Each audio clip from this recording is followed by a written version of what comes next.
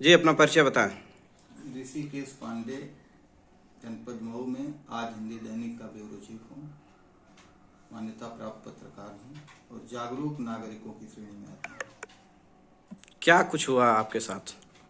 मेरे साथ cyber crime हुआ है और आपको बता दें कि 10 महीने बीत चुके हैं, लेकिन 1930 जैसा कि पुलिस जागरूकता अभियान साइबर क्राइम रोकने के लिए लगातार फैला रही है, हमने उसका भी तुरंत उपयोग किया। 24 घंटे के भीतर विदिन 24 आवर्स इनका कहना है कि अगर आप अपनी शिकायत दर्ज करा देंगे तो आपका पैसा होल्ड हो जाएगा। मैंने आधे घंटे के भीतर ही शिकायत दर्ज करा दिया, पैसा भी होल्ड हो गया, लेकिन पुलिस ने FIR दर्ज नहीं किया आज तक। अब पहले तो उन्होंने कहा, जैसा कि अन्य लोगों को भरमाते हैं, टाल देते हैं, उन्होंने कहा कि FIR कराने की क्या जरूरत है, आपका सब कुछ तस्वीर साफ हो गई है, पता चल गया है कि कहाँ कैसे पैसा निकाला गया है, तो या कैसे पैसा ट्रांसफर हुआ है, हम आपका पैसा दिलवा देते हैं। तो एक बार हम भी उनके झांसे में आ गए। भाई जब पैसा बिना FIR दर्ज कराए मिल जाता है तो हमको इससे बड़ी बात क्या होगी। मैं उनके झांसे में आ गया। उन्होंने कहा कि पैसा वापस करा देते हैं, कभी आज कल करते करते करते करते और पैसा वापस नहीं हुआ।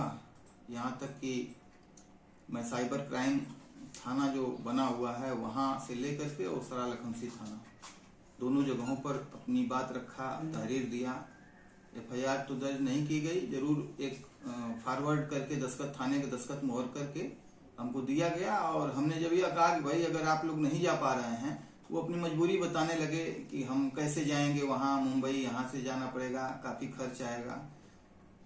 तो हमने कहा कि हमारा मामला है, मैं स्वतः ही मुंबई चला जाता हूँ। क्राइम को एक्सपोज करने के लिए सरकार इसका खर्च वहन करती है, फिर ये खर्च की बात किस तरह से कर रहे थे लोग? क्या चूंकि साइबर क्राइम के इतने ज्यादा मामले हो रहे हैं रोज प्रतिदिन, जैसे उनके लिए आम बात हो गई है। जैसे कोई भी चिकित्सक अब रोज इलाज करते करते रोज जो है लाशों का ढेर देखते देखते आदी हो जाता है और वो मौतों से नहीं घबराता, मौतों से वो नहीं घबराता।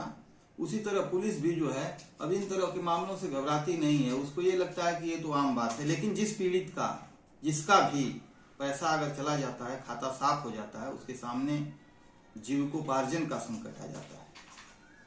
लोग बचा करके अपने सेविंग अकाउंट में पैसे रखते हैं इस उम्मीद के साथ कि वो वक्त जरूरत पर काम आए, लेकिन नहीं। आपने कहा अभी कि पैसा खर्च होगा, पुलिस ये कही टीम बम्बई जाने में। ये जग जाहिर बात है कि जब भी किसी मामले की विवेचना करनी होती है तो विवेचक जाता है, या जांच करनी होती है तो पुलिस टीम जाती है। तो क्या उसका उस खर्च को पीड़ित वहन करता है? अब यह बताइए, अगर ऐसा नहीं रहता तो 10 महीने तक क्यों लटकाया जाता मामला? आप बताइए। मैं जागरूक आदमी हूँ, मैं FIR करने के लिए तहरीर दिया हूँ, FIR दर्ज नहीं। हमसे तो यही कहा जा रहा है कि कैसे वहाँ पुलिस जाएगी, 4 आदमी जाएंगे तो उसका खर्च कैसे आएगा। वहाँ तो छोड़ दीजिए, एक सब इंस्पेक्टर ने तो यह कहा, हमसे बुला करके कहा कि यहाँ कोई शाखा ही नहीं है मऊ जनपद में यस बैंक की, जिस बैंक से फ्रॉड हुआ है, और आप जो है मतलब कुछ खर्चा बर्चा अगर मिल जाता तो मैं चला जाता। हमने कहा कि खर्चा बर्चा दे करके हम अपना कोई मामला आउट कराने वाले नहीं हैं। आप अगर सरकार की व्यवस्था के अंतर्गत आप जा सकते हो। अच्छा, कौन है ये, कौन है सो? अब चूंकि 10 महीना बीत गया, अब हम नाम किसका लें? अब हमको याद थोड़ो है कि जो है कौन दरोगा थे। 10 महीना पुराना मामला है। बताइए, हम तो खुद ही इतना मायूस हैं कि हमको विश्वास ही उड़ गया है कि पुलिस आम लोगों का कैसे FIR करती होगी। और एक नहीं, हमारे यहाँ लगातार मामले आ रहे हैं। जब हमने आज छापा है कि SP लगाते दरबार, मनमानी करते थानेदार, तो इसके बाद हमसे फोन करके बहुतेरे लोगों ने अपनी पीड़ा बताई है और ये बताया है कि हमारा भी FIR नहीं लिखा गया, हमारा भी FIR नहीं लिखा गया। हमने उसको श्रृंखलाबद्ध किया है और हम कोशिश करेंगे कि रोज किसी न किसी को जगह दें कि मतलब पुलिस का यह रवैया है, पुलिस FIR नहीं लिखती है, अपराधों पर पर्दा डालने का काम कर रही है। तो पुलिस अपराधों पर पर्दा डालने का काम कर रही है और आप उसको लिख रहे हैं, तो क्या आपको डर नहीं लगता?